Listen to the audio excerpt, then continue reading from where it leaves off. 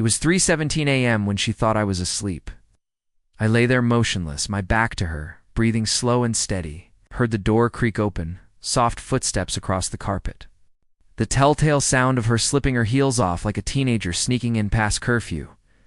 The scent of cheap cologne clung to her skin when I didn't wear. She thought she was being careful, that the darkness would hide the guilt smeared across her body, but I wasn't asleep. I hadn't been for months.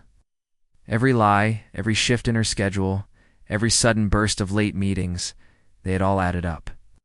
She climbed into bed, her weight settling beside mine, sighing as if the night had drained her.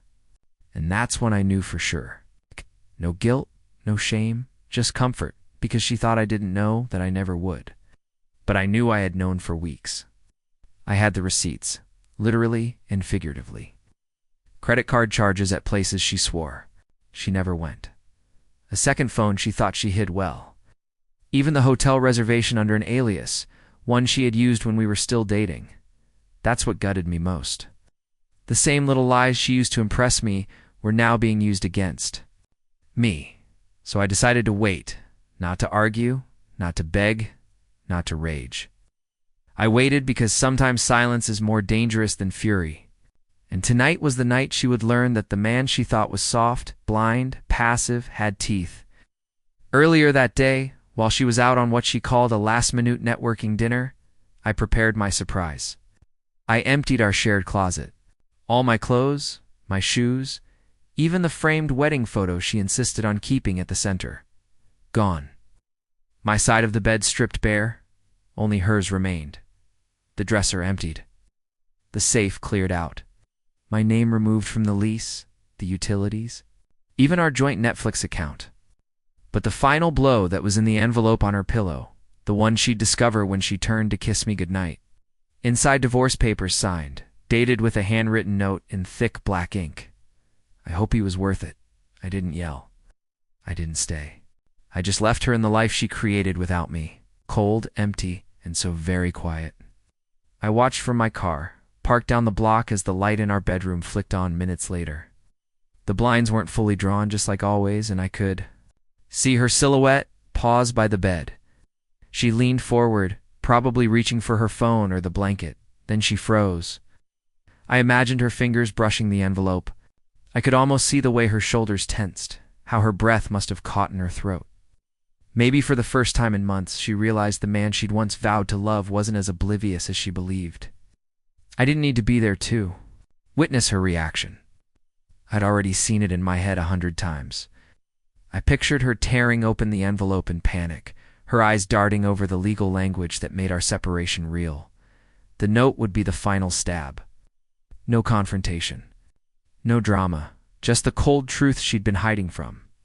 She'd slipped into bed believing she still had control, that I was still under her spell, that my silence was weakness. But that silence was my preparation. Every lie she had spoken was now folded neatly inside those papers. Her world wasn't just cracking, it was collapsing. She called me 30 times before sunrise. The messages were all the same. It's panic, disbelief, and desperation wrapped in a voice that used to sound like home. I didn't answer. I wouldn't give her the comfort of knowing I still cared enough to argue. I was done pouring myself into someone who emptied me every night. Instead, I checked into a small guest house on the edge of town, peaceful, distant, and quiet enough to breathe again. The owner handed me the keys with a warm smile and no questions. It was exactly what I needed. That first morning, waking up without the weight of betrayal pressing against my spine, I realized how much I had been holding in. I made coffee, sat by the window, and watched the sun rise as a free man. Free from gaslighting, free from excuses, free from waiting up and wondering who she really was. But freedom comes with grief. Don't let anyone fool you into thinking walking away is easy. I cried that night, screamed into a pillow. I mourned not just her, but the version of me that had hoped, fought, and stayed far too long. But as I stood in that pain, I also stood in truth. Sometimes that's the first step toward peace. 2 weeks passed without a word from me. Not a text, not a call, not even a whisper of acknowledgement. I knew she'd be unraveling. The woman who once had me wrapped around her fingers now had nothing to hold on to. Friends we shared began reaching out, unsure of what had happened. I told them only this: ask her. And they did. She must have cracked, because word spread fast. Not about her betrayal. No, she would never admit to that. About how I just left and how cold I'd become, as if she expected me to stay and let her lie to my face night after night, keep crawling back into the same bed that smelled like someone else. The hardest part wasn't the leaving. It was realizing how easy it was for her to spin the story, but I let her. I didn't need to convince anyone anymore. Truth doesn't beg to be believed. It just waits to be seen. One morning I opened the door to my cabin, and there she was, no makeup, hair tied back, eyes swollen like she hadn't slept in days. She looked at me like a stranger might look at someone they used to know in a dream. Unsure, aching, desperate for familiarity. "Please," she whispered. "Can we just talk?" I stepped aside, not out of kindness but closure, walked in slowly, her eyes scanning the bare wooden walls like they were foreign territory. We sat across from each other, and for the first time in a long time, I saw the fear behind her confidence.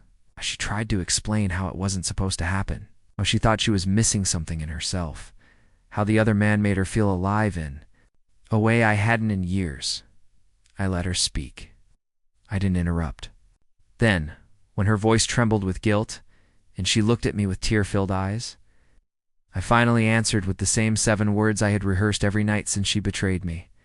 "You lost me the moment you lied." Silence fell between us, heavy, suffocating, final. She reached out instinctively, like she had every right to fix this. But I didn't move. I didn't flinch. I let her hand hover in the air unanswered, just like the promises she once made. And then I stood up, walked to the door, and opened it.